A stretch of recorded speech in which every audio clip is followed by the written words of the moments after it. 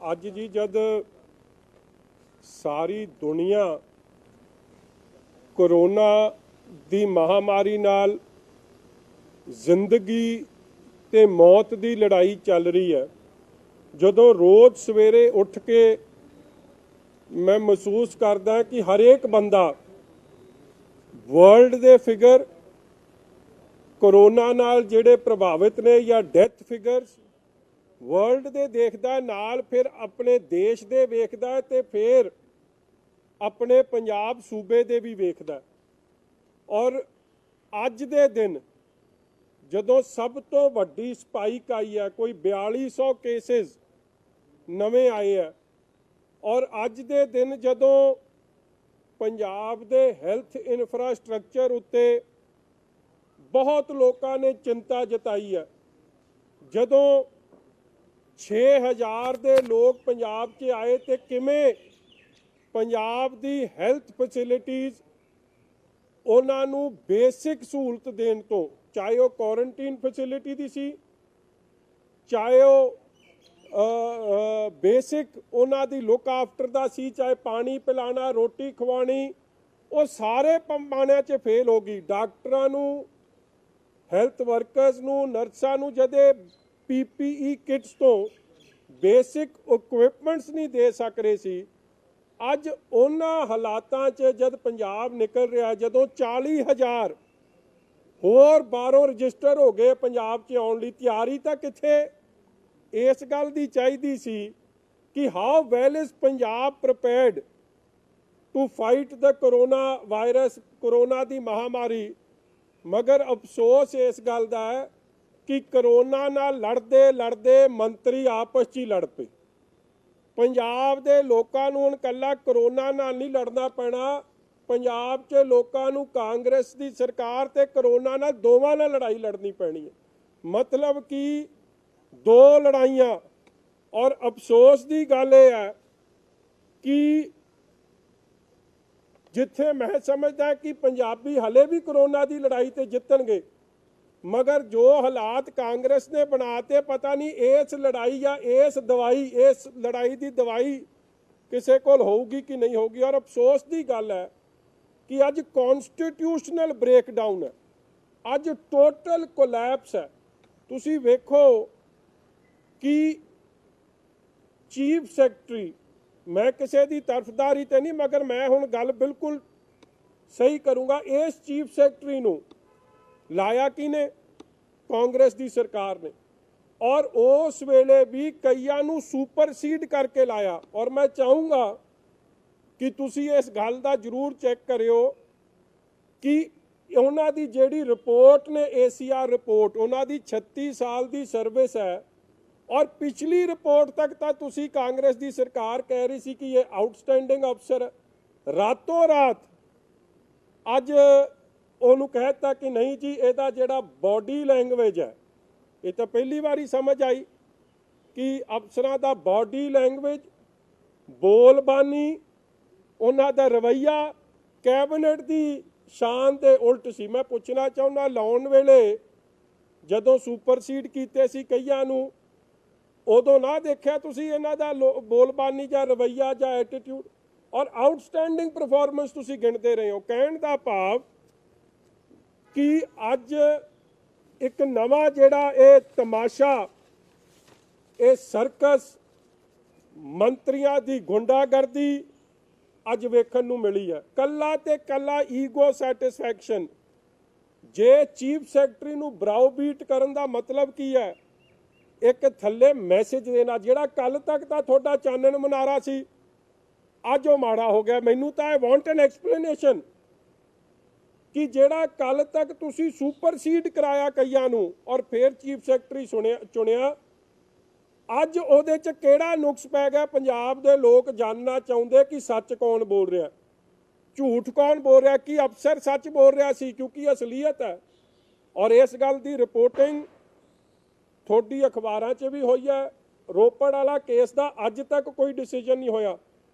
SDM जिहड़ी इलाका commander money जाती अंडर डिजास्टर मैनेजमेंट एक्ट, ਉਹਨੇ एक ठेके ते छापा मारिया, उदों मारिया जब ਉਹਦੇ ਕੋਲ खबर आई कि इत्थे इलीगल सेल चल रही है शराब की और मौके ते वीडियो बनी है और वो ठेका सीगा किदा दर्शन लाल जिहड़ा कांग्रेस का MLA उहदा भतीजा सामने उस वीडियो च मगर अज तक उस वीडियो ते जिन्हें थ्रैट किया अफसरां नूं कि आई विल सिलेंडर की मैं पाइप कट ली मैं अग लाउण लग्या सारे नूं इत्थे जला दूंगा अज तक उहदे खिलाफ परचा दर्ज नहीं होया। उस वेले भी अफसर ब्राउबीट होया सी उस वेले भी उस अफसर ने अपनी ड्यूटी की क्योंकि ठेके चलाने मना सी और शराब की विक्री गैर कानूनी सी आपकी ड्यूटी कर रही सी मगर उहदे हक च कोई नहीं खलोया जाके कांग्रेस के MLA के हक च खलोए। वो पहला इंसीडेंट नहीं सी।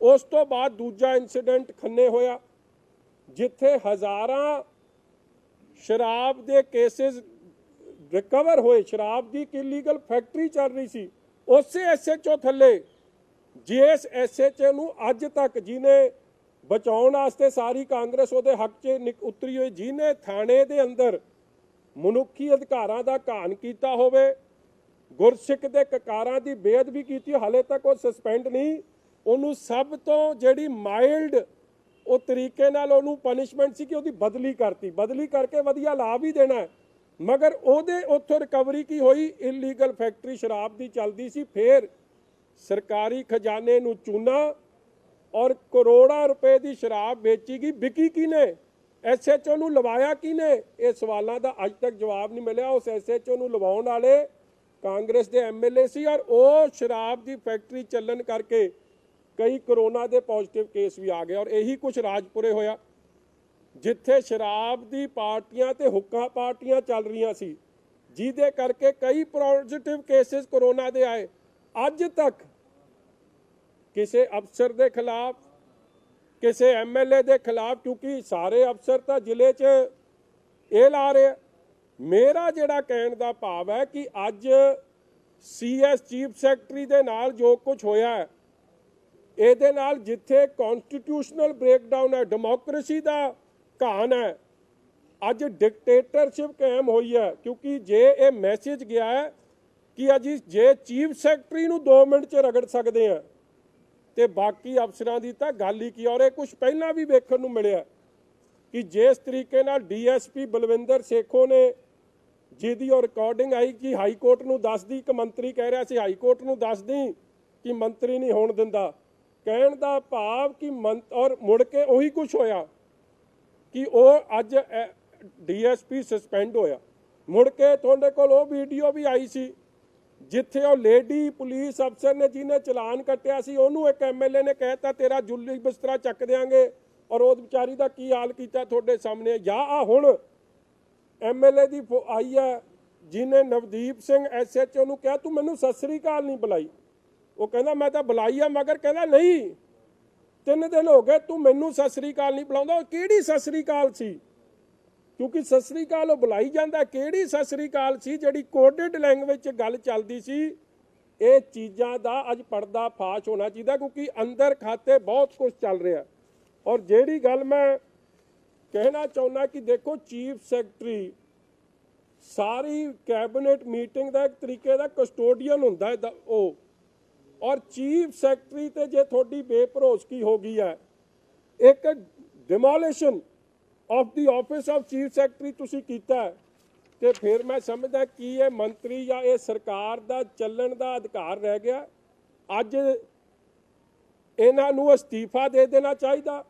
सरकार गवर्नर साहब नूं बर्खास्त कर देनी चाहिए क्योंकि ये जो कुछ अज हो रहा है ਇਹਦੇ ਨਾਲ लॉ एंड ऑर्डर अज तो बाद समझो खत्म अज तो बाद लूट चलूगी वड्डी लूट जिहदा जिक्र अखबारां 'च पहला भी होया अज शराब के ठेके ते लाइनां क्यों नहीं पंजाब 'च लग रही क्योंकि असलीयत की गल है कि पिछले 45 दिन 9 का लॉकडाउन रहा है मगर करोड़ां 2-3-4 हज़ार करोड़ का भी इलीगल सेल का चूना लग्या शराब बिकी है लोगों नूं होम डिलीवरी चली है और उहदे बेनीफिशरी केवल ते केवल वड्डे पैमाने ते क्योंकि ये सब नूं पता है कि जिले च SHO तो DSP SDM तो लैके सारी अपॉइंटमेंट MLA तो बगैर पत्ता नहीं हिलदा इसलिए वह कराउंदे सन ਅੱਜ ਰੂਲਿੰਗ ਪਾਰਟੀ ਦੇ ਐਮਐਲਏ ਨੇ ਜਿਹੜਾ ਖਜ਼ਾਨੇ ਦੀ ਲੁੱਟ ਕਰਾਈ ਹੈ, ਅੱਜ ਚੀਫ ਸੈਕਟਰੀ ਨੂੰ ਝਟਕਾ ਦੇ ਕੇ ਇੱਕ ਸੰਕੇਤ ਭੇਜਣ ਦਾ ਕੰਮ ਕੀਤਾ ਹੈ ਕਿ ਜੋ ਪੰਜਾਬ ਦੀ ਕਾਂਗਰਸ ਦੀ ਲੂਟ ਅੱਗੇ ਅੜੂ ਉਹ ਫਿਰ ਝੜੂ, ਉਹ ਨਹੀਂ ਬਚਦਾ, ਉਹਦਾ ਤਾਂ ਕੰਮ ਹੋ ਜੂ। ਉਹ ਨਹੀਂ ਇੱਥੇ ਟਿਕਣ ਦੇਣਾ ਕਿਸੇ ਨੂੰ ਕਿ ਸਾਡੀ ਹਾਂ 'ਚ ਹਾਂ ਮਿਲਾਵੇ, ਨਹੀਂ ਤਾਂ ਹੀ ਵਿਲ ਬੀ ਸ਼ੰਟਡ ਆਊਟ।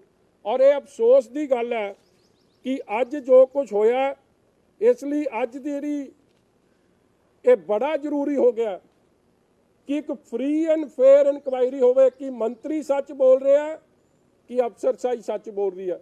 ਨਹੀਂ ਤਾਂ ਜੇ ਇਸ ਤਰ੍ਹਾਂ ਅਫਸਰਸ਼ਾਹੀ ਤੇ ਮੰਤਰੀ ਹਾਵੀ ਹੋ ਗਏ, ਕਿਉਂਕਿ ਅਫਸਰਾਂ ਨੇ ਕੀ ਪਤਾ ਗਲਤ ਗੱਲ ਵੀ ਪੁਆਇੰਟ ਆਊਟ ਕੀਤੀ ਹੋਣੀ। ਆਫਟਰ ਆਲ ਜੇ ਇਸ ਅਫਸਰ ਦੀ ਗੱਲ ਆ ਰਹੀ ਹੈ, ਉਸ ਤੋਂ ਵੱਡਾ ਤਾਂ ਅਫਸਰ ਹੀ ਕੋਈ ਨਹੀਂ। ਹੀ is the highest senior most officer. ਔਰ ਜੇ ਮੈਂ ਉਹਦੇ ਰਿਕਾਰਡ, ਮੈਂ ਫੇਰ ਕਹਿ ਦਿਆਂ ਤੁਹਾਨੂੰ, I am not speaking for the chief secretary, ਮਗਰ ਮੈਂ ਰਿਕਾਰਡ ਦੀ ਗੱਲ ਕਰ ਰਿਹਾ। ਚੀਫ ਸੈਕਟਰੀ ਸਾਹਿਬ ਦੀ 36 ਸਾਲ ਦੀ ਸਰਵਿਸ ਹੋ ਗਈ ਹੈ, 4 ਮਹੀਨੇ 'ਚ ਉਹਨਾਂ ਦੀ ਰਿਟਾਇਰਮੈਂਟ ਹੈ। ਜੇ ਉਸ ਬੰਦੇ 'ਚ ਇੰਨੇ ਨੁਕਸ ਸੀ ਤੇ ਤੁਸੀਂ ਸੁਪਰਸੀਡ ਕਰਕੇ ਲਾਇਆ ਕਿਉਂ? ਤੇ ਜੇ ਉਹਦੇ ਨੁਕਸ ਨੇ, ਜੇ ਇਸ ਤਰੀਕੇ ਦੀਆਂ ਟਵੀਟਸ ਅੱਜ ਇਹਨਾਂ ਦੇ ਐਮਐਲਏ ਕਰ ਰਹੇ ਆ ਕਿ ਜੀ ਇਹਨਾਂ ਦੀ ਹਿੱਸੇਦਾਰੀ ਹੈ, ਇਹਨਾਂ ਦਾ ਇਹ ਕੁਛ ਹੈ, ਫਿਰ ਤੁਸੀਂ ਇਹਨੂੰ ਲਾਇਆ ਕਿਉਂ ਇਨ ਦਾ ਫਸਟ ਪਲੇਸ? ਇਸ ਲਈ ਇਹ ਲੋਕਾਂ ਨੂੰ ਮੂਰਖ ਬਣਾ ਕੇ ਜੇ ਸਰਕਾਰ ਸਮਝੂਗੀ ਕਿ ਅਸੀਂ ਇਸ ਤਰ੍ਹਾਂ ਭੰਬਲ ਪੂਸੇ ਪਾ ਕੇ ਕੰਮ 'ਚੋਂ ਨਿਕਲ ਜਾਣਾ, ਇਸ ਤਰ੍ਹਾਂ ਨਹੀਂ ਨਿਕਲਣਾ। ਇਸ ਲਈ ਇਹਦੀ CBI ਇਨਕੁਆਇਰੀ ਜਾਂ ਹਾਈ ਕੋਰਟ ਦੇ ਸਿਟਿੰਗ ਕਿਸੇ ਜੱਜ ਸਾਹਿਬ ਦੀ, ਜਿਹਦੀ ਚੋਣ ਵੀ ਚੀਫ ਜਸਟਿਸ ਸਾਹਿਬ ਆਪ ਕਰਨ, ਨਹੀਂ ਤਾਂ ਇਹਨਾਂ ਨੇ ਇਨਕੁਆਇਰੀ ਨੂੰ ਵੀ ਇੱਕ ਤਰੀਕੇ ਨਾਲ ਪ੍ਰਭਾਵਿਤ ਕਰਨ ਦਾ ਕੰਮ ਕਰਨਾ। ਅਗਲੀ ਗੱਲ ਜਿਹੜੀ ਬੜੇ ਅਫਸੋਸ ਨਾਲ ਹੈ ਕਿ ਅੱਗੇ ਇੱਕ ਪਾਸੇ ਤਾਂ ਸਾਰਾ ਪੰਜਾਬ ਤੇ ਦੇਸ਼ ਦੁਨੀਆ ਲਾਕਡਾਊਨ 'ਚ, ਪੰਜਾਬ 'ਚ ਤਾਂ ਹੁਣ ਸਰਕਾਰ ਵੀ ਲਾਕਡਾਊਨ 'ਚ ਚਲੀ ਗਈ ਹੈ।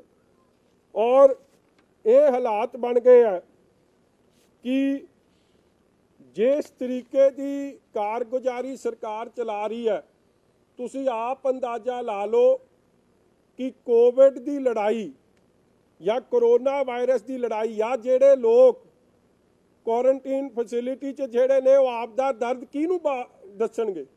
ਕੋਈ ਸੁਣਨ ਵਾਲਾ ਹੀ ਨਹੀਂ। ਇਹਨਾਂ ਨੂੰ ਕੇਵਲ ਤੇ ਕੇਵਲ, ਅੱਜ ਮੈਂ ਹੈਰਾਨ ਹੋ ਗਿਆ ਜਦ ਮੈਂ ਮੰਤਰੀ ਸਾਹਿਬ ਦੀ ਗੱਲ ਸੁਣ ਰਿਹਾ ਸਾਂ।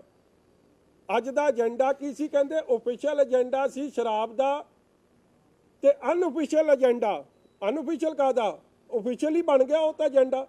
ਕਹਿੰਦੇ ਏਜੰਡਾ ਸੀ ਚੀਫ ਸੈਕਟਰੀ ਦਾ ਬਾਈਕਾਟ, ਤੇ ਕਹਿੰਦਾ ਉਹ ਏਜੰਡਾ ਡਿਸਕਸ ਹੋਇਆ ਚੀਫ ਸੈਕਟਰੀ ਦੇ ਬਾਈਕਾਟ ਦਾ, ਤੇ ਦੂਜੇ ਏਜੰਡੇ ਨੂੰ ਕਹਿਤਾ ਸੀਐਮ ਆਪ ਅਧਿਕਾਰ ਆਪ ਹੀ ਫੈਸਲਾ ਕਰ ਲਵੇ। ਮੈਂ ਹੈਰਾਨ ਹੋ ਗਿਆ ਕਿ ਅੱਜ ਤੋਂ ਪਹਿਲਾਂ ਇਹ ਜਿਹਾ ਕਨਸਟੀਟਿਊਸ਼ਨਲ ਸੰਕਟ, ਮੈਂ ਕਹਿੰਦਾ ਤੁਹਾਡੀ ਪੱਤਰਕਾਰੀ ਦੇ ਕਿਸੇ ਦੇ 30 ਸਾਲ ਦਾ, ਕਿਸੇ 10 ਸਾਲ ਦਾ ਤਜਰਬਾ, ਤੁਸੀਂ ਵੀ ਇਹ ਕੁਛ ਇਸ ਤਰੀਕੇ ਦਾ ਤਮਾਸ਼ਾ, ਸਰਕਸ, ਕਨਸਟੀਟਿਊਸ਼ਨਲ ਮਸ਼ੀਨਰੀ ਦਾ ਬ੍ਰੇਕਡਾਊਨ। ਕਿਉਂਕਿ ਦੇਖੋ ਇਹ ਪਿਲਰਸ ਆਫ ਡੈਮੋਕ੍ਰੇਸੀ ਕਿਹੜੇ ਨੇ? ਇੱਕ ਜੁਡੀਸ਼ਰੀ, ਇੱਕ ਐਗਜ਼ੀਕਿਊਟਿਵ, ਇੱਕ ਲੈਜਿਸਲੇਚਰ, ਤੇ ਇੱਕ ਤੁਸੀਂ ਜਿਹੜੇ ਮੀਡੀਆ ਦੇ ਲੋਕ ਬੈਠੇ ਹੋ। ਇਸ ਲਈ ਮੇਰੇ ਵੀਰੋ, ਇਹ ਬੜਾ ਜ਼ਰੂਰੀ ਹੈ ਕਿ ਤੁਸੀਂ ਤਹਿ ਤੱਕ ਪਹੁੰਚੋ।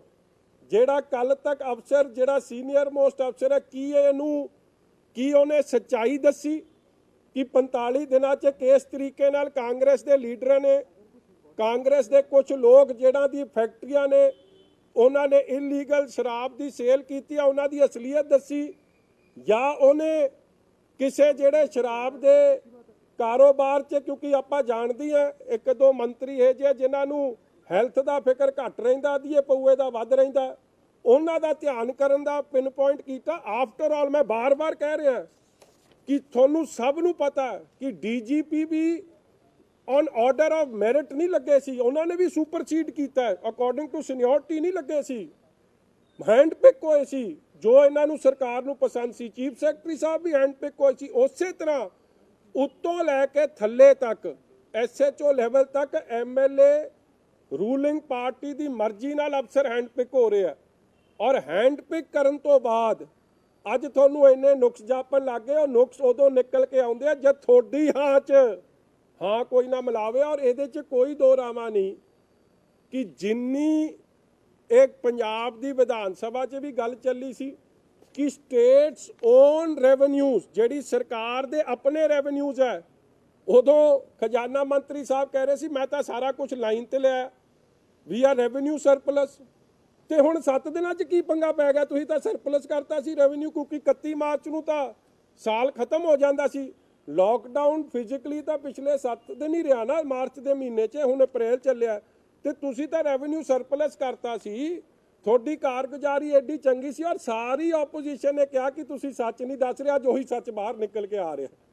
ਜਿਹੜਾ ਇਹ ਲੜੇ ਆ, ਜਿਹੜਾ ਰੈਵਨਿਊ ਲਾਸ ਦਾ ਅਸੀਂ ਰੌਲਾ ਪਾਉਂਦੇ ਸਨ, ਹੁਣ ਲੜਾਈ ਭਾਵੇਂ ਆਪਦੀ ਹਿੱਸੇਦਾਰੀ ਤੋਂ ਹੋਈ ਕਿਵੇਂ ਹੋਈ, ਮਗਰ ਗੱਲ ਹੁਣ ਤੈਅ ਤੱਕ ਜਾਊ ਔਰ ਇਹਦੀ CBI ਇਨਕੁਆਇਰੀ ਜਾਂ ਸਿਟਿੰਗ ਜੱਜ ਤੋਂ ਇਨਕੁਆਇਰੀ ਹੋਵੇ, ਫੇਰ ਹੀ ਸੱਚ ਆਊਗਾ। ਔਰ ਮੈਂ ਅੱਜ ਬੇਨਤੀ ਕਰਦਾ, ਜਿਹੜੇ ਨੈਤਿਕਤਾ ਦੀ ਗੱਲ ਕਰਦੇ ਆ, ਜਿਹੜੇ ਅੱਜ ਵੱਡੇ ਅਸੂਲਾਂ ਦੀ ਗੱਲ ਕਰਦੇ ਆ, ਮੈਂ ਉਹਨਾਂ ਨੂੰ ਬੇਨਤੀ ਕਰਦਾ ਕਿ ਆ ਕਰੋਨਾ ਦੀ ਮਹਾਮਾਰੀ ਸਮੇਂ ਜਦੋਂ एक लेबर बेचारा रोटी तो बगैर वो बेचारा भुखा मर गया, उन्हें सुसाइड कर लिया कि उन्होंने 10 दिन हो गए धक्के खाते रोटी नहीं मिली। ये हालातों च और उस भी उस जिले च जिथों के food and civil supplies minister है, पंजाब के लोग रोटी नूं तरस रहे हैं। पंजाब का किसान ਜਿਹੜਾ कोई खेती करता सी दुध की या आई मीन अपने सब्जियां की फलों की, वो आपदे पैसे नूं तरस रहा है। मैं तो पहला भी कहा जी कि बिल तुसी माफ करो। देखो बिल देने किने सी, जिन्हों तनख्वाह मिलती उन्हें बिल देने, जिन्ने भी प्राइवेट नौकरियां च सीगे उन्हां दी कईयां दी तनख्वाह कट ली गई है पूरी, या उन्हां नूं 50% करता गया, क्योंकि फैक्ट्रियां चली नहीं है। फैक्ट्रियां दी आप दी मुसीबत है। 10 ਲੱਖ ਤੁਹਾਡਾ ਬੰਦਾ ਇੱਥੋਂ ਛੱਡ ਕੇ ਭੱਜ ਗਿਆ ਵਾਪਸ, ਉਹਦਾ ਕਾਰਨ ਕਿ ਉਹਨੂੰ 2 ਵਕਤ ਦੀ ਰੋਟੀ ਨਹੀਂ ਮਿਲ ਰਹੀ, ਸੁਸਾਈਡਸ ਹੋ ਰਹੇ ਆ।